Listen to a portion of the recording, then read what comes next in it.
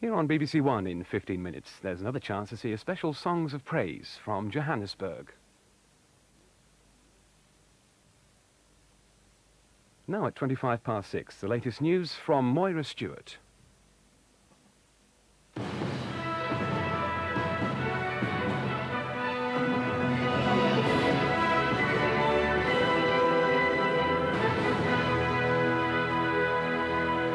After 27 years in South African jails, Nelson Mandela is a free man.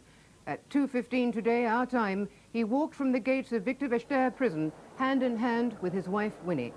Some 500,000 people waited in Cape Town for hours to hear their leader address them for the first time in more than a quarter of a century. I greet you all in the name of peace, democracy and freedom for all. Good evening. Nelson Mandela is free. He walked out of Victor Verster prison this afternoon, hand in hand with his wife Winnie, after 27 years in South African jails. They waved to cheering crowds, then their convoy of cars set out on the 40-mile drive to Cape Town. Up to 500,000 of his supporters waited for hours to welcome him outside the City Hall. But there was trouble in nearby streets. Looters smashed shop windows and police opened fire with birdshot and tear gas. When the black nationalist leader finally arrived, he told the crowd there was no alternative to continuing the armed struggle. And he said sanctions must go on to isolate the apartheid regime. Nelson Mandela's first steps back to freedom. After more than a third of his life behind bars, his wife Winnie at his side, the world's first sight of a man considered so dangerous by South Africa's previous white rulers, he was kept hidden, unphotographed for over 25 years. Today, at the age of 71, Mr. Mandela lives up to all the descriptions of a fit, disciplined man. Now considered so vital to South Africa's future, President de Klerk took the step shirked by his predecessors and freed Mr. Mandela to the world. At the prison to greet him, thousands of South Africans, black and white, pinning their hopes on a hero until today, a revered symbol of the fight against apartheid. From today, the political leader they believe commands enough respect with black majority and white minority to negotiate an end to white rule. As Mr. Mandela was driven through an excited, disciplined crowd, all looked set for a triumphant return to a changing South Africa. But the nationalist leader was 75 minutes later than expected, leaving prison. And in Cape Town, huge crowds waiting in the exhausting summer sun all day for Mr. Mandela's first words to the world at a rally were growing restless. Most stayed calm and quiet, but at the edges of the crowd, clashes were developing with riot police. We saw groups of youths looting shops, police firing shotguns, marshals from the Mandela Release Committee trying to intervene.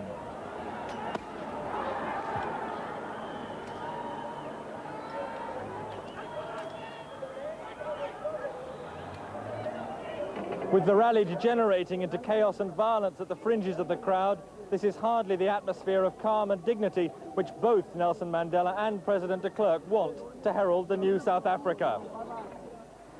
Making vain efforts to control the vast crowd, the Reverend Alan Boesak appealed for an end to stone throwing, for order so that Nelson Mandela could safely appear. But his appeals were failing.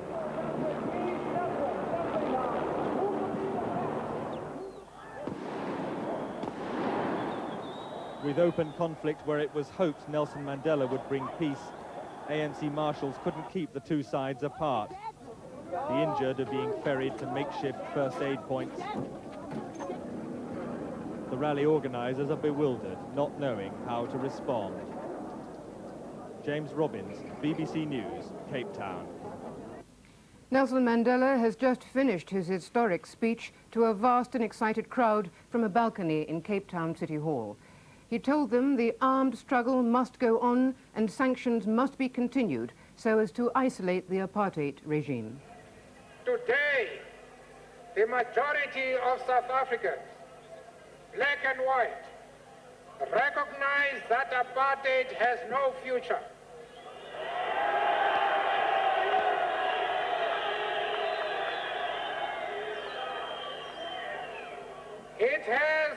to be ended by our own decisive mass action in order to build peace and security. The mass campaigns of defiance and other actions of our organizations and people can only culminate in the establishment of democracy. The factors which necessitated the armed struggle still exist today. We have no option but to continue.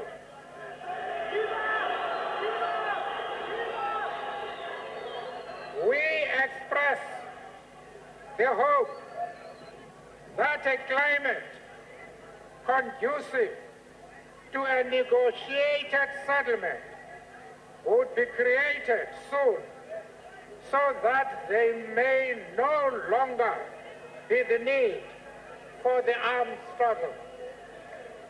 I am a loyal and disciplined member of the African National Congress.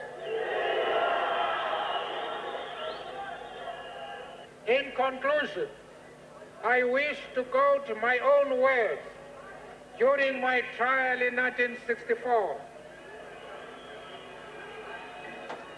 They are as true today as they were then. I quote, "I have fought against white domination.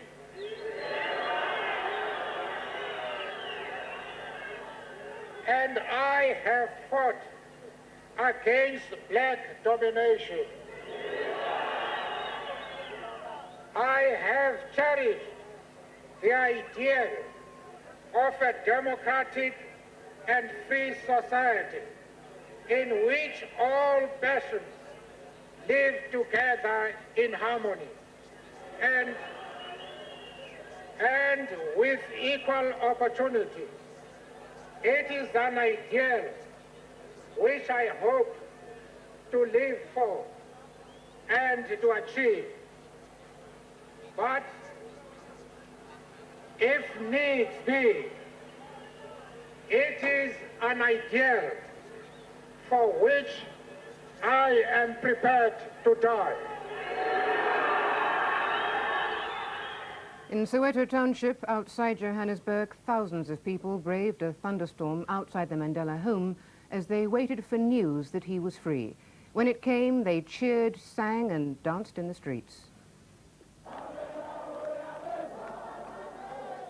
This rally in Soweto, planned a week ago to celebrate the legalizing of the African National Congress, became a massive welcoming party for Nelson Mandela as he emerged from his prison 900 miles away to the south. Thousands held an enormous open-air party for the man they would wait for many more hours yet to greet in person. Some chose to watch Mandela's moment of freedom as it was broadcast live on South African television. And that moment was relayed by word of mouth to the packed Soweto Stadium. Comrade leader Nelson Mandela is just walking out of the prison.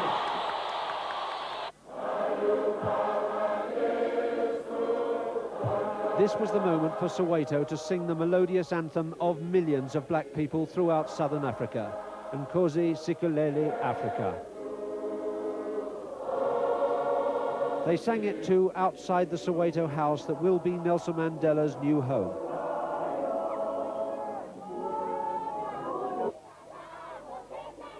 This volatile mixture of jubilation and the scent of victory over the hated apartheid system has already led to bloodshed in other places in South Africa, but here in the Soweto sunshine there was only good nature and joyful anticipation. Not so in Hillbrow, that part of Johannesburg where black and white first flouted and finally overthrew the apartheid laws which preserved the area for whites. Here there was the first of the police actions against boisterous crowds which have multiplied as the end of the day arrived. Michael Sullivan, BBC News, Johannesburg. A few minutes ago, I spoke to Fanyana Mazibuko, a community leader in Soweto. Given Mr. Mandela's own description of himself as a servant and not a prophet, were people expecting too much of him? The expectations of the people are that he will continue to serve them as he did before he went to prison. I think he correctly reflects the philosophy of the ANC that its leaders are its servants and they are not to be raised to the level of gods. I think he's just said it right. He said he wanted to consult before giving his considered policies. What do you see those policies might be? I think he's going to have his first opportunity to consult with his colleagues before he can take any steps or any decisions that might be final with the ANC. Looking ahead, how do you see Mr. Mandela's role? I see Mr. Mandela's role as, I think, a very strong unifying force. As already been said by other leaders just before his release, there is need for a strong personality as Mr. Mandela is. Yes? Mr. Mazibuko, Mr. Mandela has said that the struggle is at an advanced stage. What do you see that stage to be? I think that stage is for the people to advance, to consolidate the gains that they have made and to ensure that the remaining stumbling blocks to total transfer of power to the people is actually achieved. What sort of timetable do you see? With any struggle, it is very difficult to give a confined timetable. But the pace of things is such that we can look at 5 to 10 years from now. Mr. Mazibuko, thank you. Nelson Mandela's freedom has been welcomed by ANC leaders at their headquarters in Lusaka in Zambia. They're gathering for a meeting later this week when they'll formulate an official response to his release. What the excitement is going to do when Mr. Mandela comes through the gates and walks down that road. The news was a long time coming. Some in the ANC have spent a lifetime working for Nelson Mandela's release. These are the voices of exile. It's a bittersweet moment for them. There's joy because the years of campaigning are paying off, but some sadness too, because they can't yet share in the rejoicing back home. Militants brought up on the rhetoric of revolution have yet to make the transition to the politics of negotiation. When the organization was banned, it had to adopt methods of work related to clandestine work. And what we're looking into is going back to our normal, democratic, open way of doing things. The ANC's leaders will be gathering in Lusaka later this week.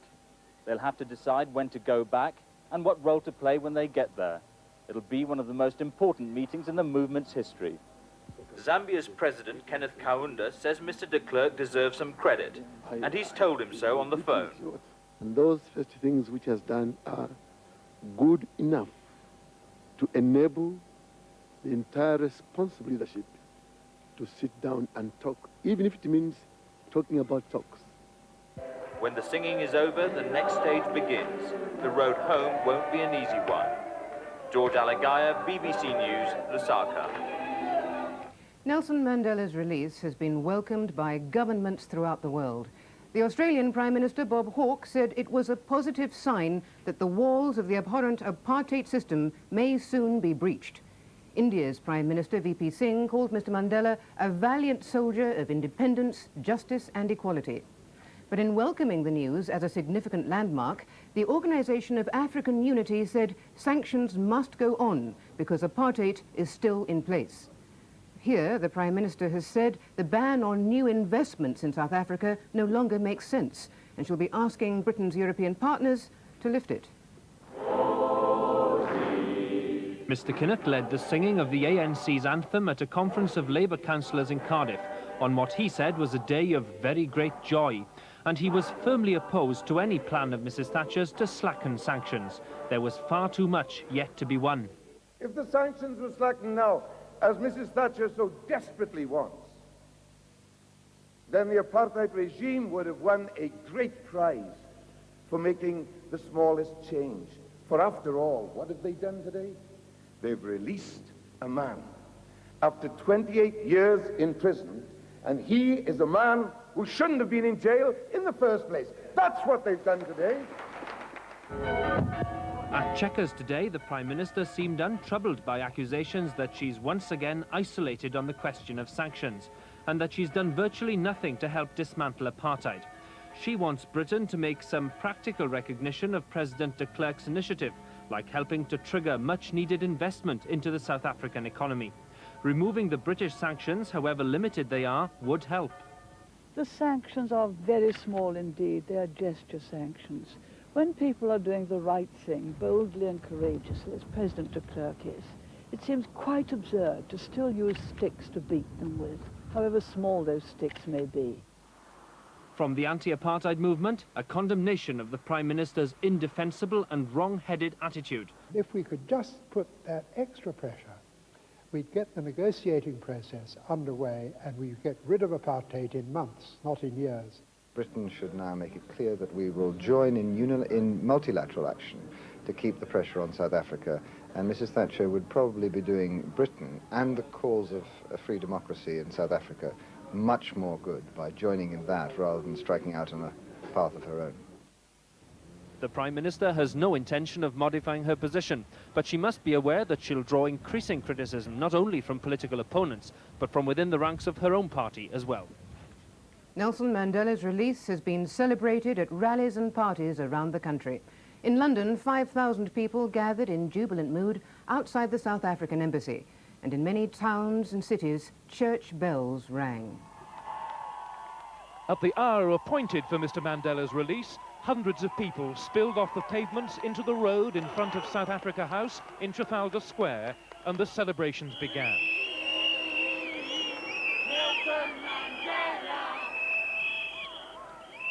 Unaware that the ANC's leader was still in jail and would remain there for more than an hour, 5,000 jubilant supporters danced, sang and chanted, and they kept it up for another 75 minutes until they heard that Mr. Mandela really was free.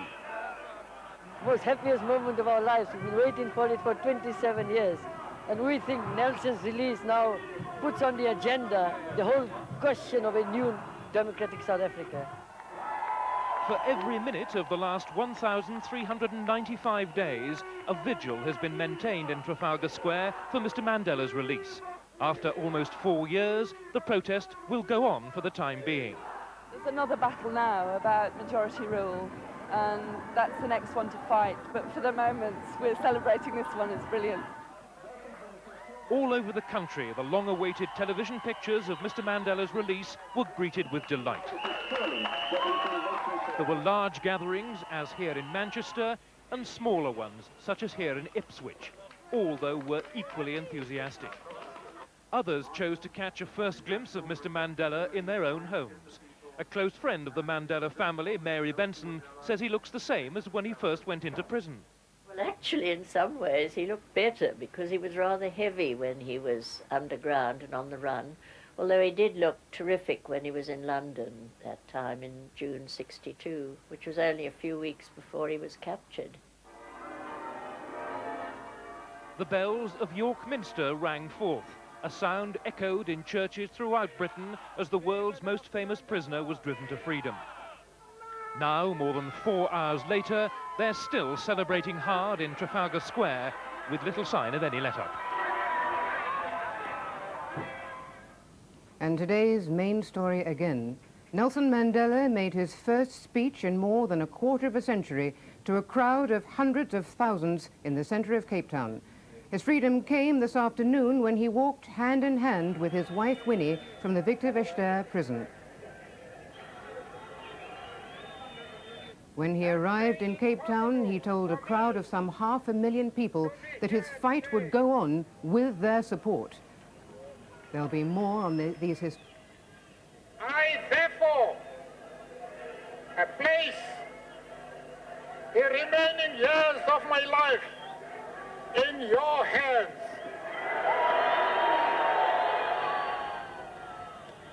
There'll be more on these historic events in South Africa in a special Newsnight programme at 9:30 on BBC2.